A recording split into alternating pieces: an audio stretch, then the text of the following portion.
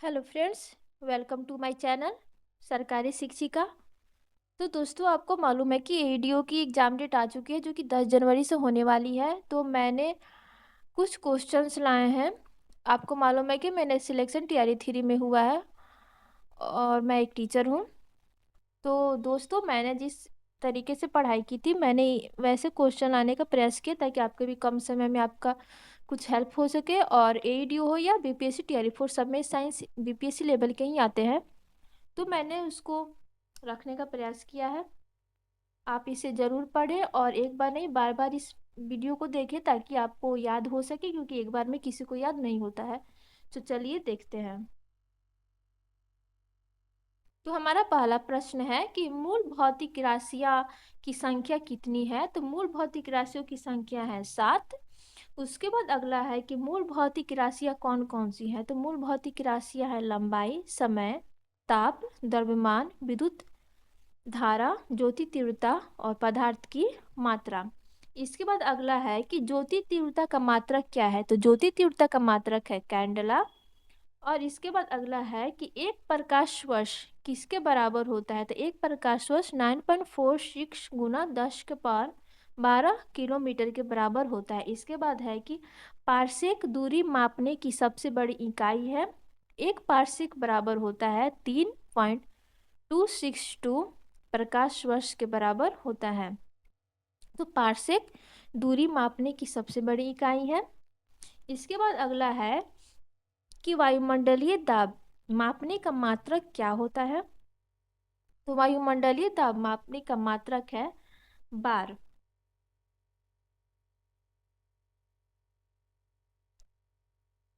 इसके बाद अगला है कि शक्ति का मात्रक क्या है। तो शक्ति का मात्रक है वाट। इसके बाद अगला है कि कार्य तथा ऊर्जा का मात्रक क्या है। तो कार्य तथा ऊर्जा का मात्रक होता है जूल।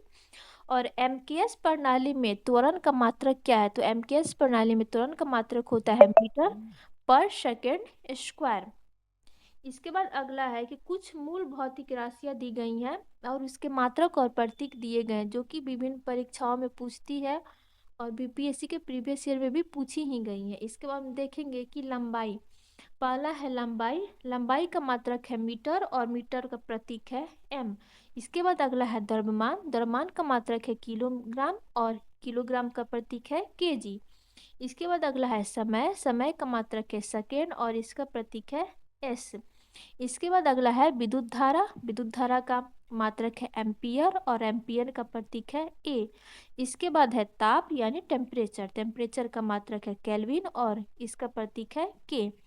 इसके बाद अगला है पदार्थ की मात्रा। पदार्थ की मात्रा का मात्रक है मोल और इसका प्रतीक है MOL। इसके बाद है ज्योति तीव्रता। ज्योति तीव्रता का मात्रक है कैंडेला और कैंडेला को सूचित करते हैं CD से। इसके बाद हमारा अगला है कि 1 किलोग्राम पर सेंटीमीटर स्क्वायर दाब किसके समतुल्य होता है। तो यह 1.0 बार के समतुल्य होता है। इसके बाद है कि 1 पिकोग्राम कितने ग्राम के बराबर होता है। तो 1 पिकोग्राम बराबर होता है 10⁻⁻ ग्राम के। इसके आगे है कि पास्कल किस राशि का मात्रक है। तो पास्कल मात्रक है दाब का।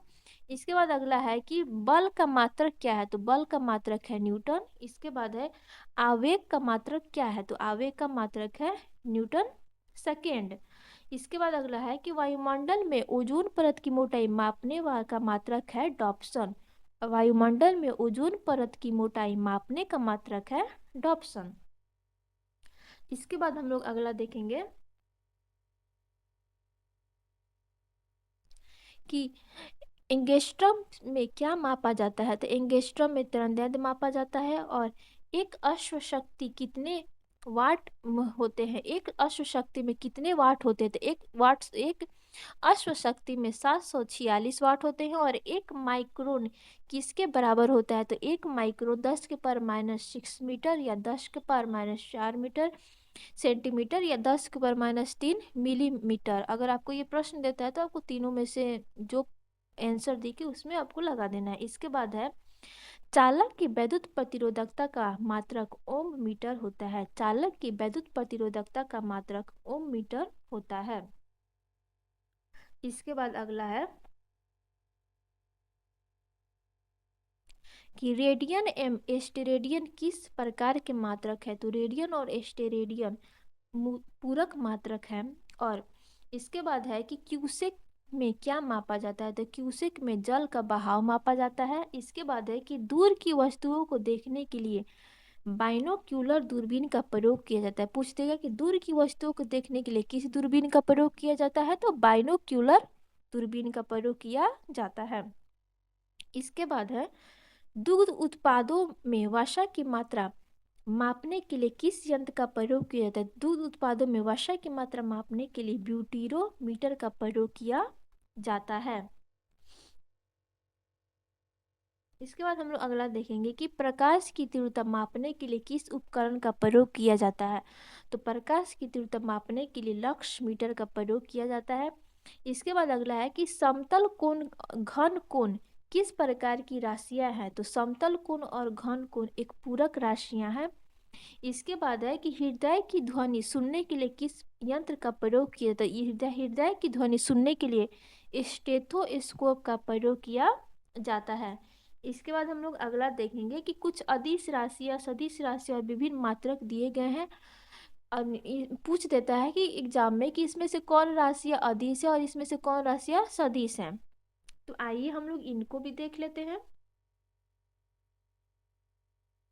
तो अदिश राशियां हो गए चाल, द्रव्यमान, आयतन, समय, कार्य, घनत्व और विद्युत धारा। फिर से देखेंगे अदिश राशियां क्या हो गई। चाल, द्रव्यमान, आयतन, समय, कार्य, घनत्व और विद्युत धारा। इसके बाद हम लोग देखेंगे कि सदिश राशियां में क्या हो गए। विस्थापन, वेग, संवेग, त्वरण, कोणीय वेग, चुंबकीय तीव्रता और विद्युत धारा। फिर से देखेंगे सदिश राशियों में विस्थापन, वेग, संवेग, त्वरण, कोणीय वेग, चुंबकीय तीव्रता और विद्युत तीव्रता। अब हम लोग देखेंगे कि विभिन्न मात्रक पूछ देता है कि कितने के बराबर क्या होता है। तो ये भी देखेंगे कि एक एंगस्ट्रम बराबर क्या होता है। तो एक एंगस्ट्रम बराबर होता है 10⁻⁻10 मीटर। और इसके बाद अगला है कि एक खगोलीय इकाई किसके बराबर होता है। तो एक खगोलीय इकाई 1.496 गुना 10⁻11 मीटर के बराबर होता है। इसके बाद है कि एक डॉप्सन बराबर क्या होता है। तो एक डॉप्सन बराबर 10 माइक्रोमीटर होता है। इसके बाद है कि एक बैरल बराबर क्या होता है। तो 159 लीटर होता है। इसके बाद है कि एक माइक्रोन बराबर क्या होता है। तो एक माइक्रोन बराबर होता है 10⁻⁻6 मीटर। इसके बाद अगला है कि एक नैनोमीटर बराबर क्या होता है। तो एक नैनोमीटर बराबर होता है 10⁻⁹ मीटर। इसके बाद अगला है कि एक टेरोमीटर बराबर क्या होता है। तो एक टेरोमीटर बराबर होता है 10⁻12 मीटर। तो हमने ये देख लिया।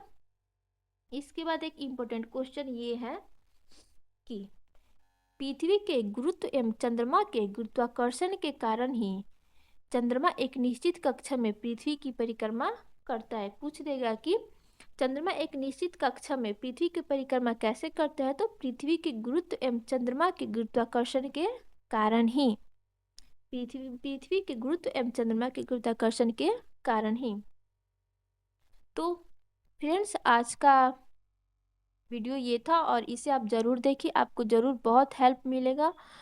और अब आपको जिस सब्जेक्ट में भी क्वेश्चन चाहिए, वीडियो चाहिए, आप मुझे कमेंट करके ज़रूर बताना। मैं उस पर प्रयास करूँगी कि मैं इस पर वीडियो ज़रूर बनाऊँ।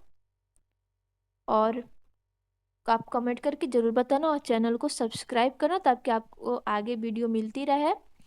और वीडियो को लाइक ज़रूर करें।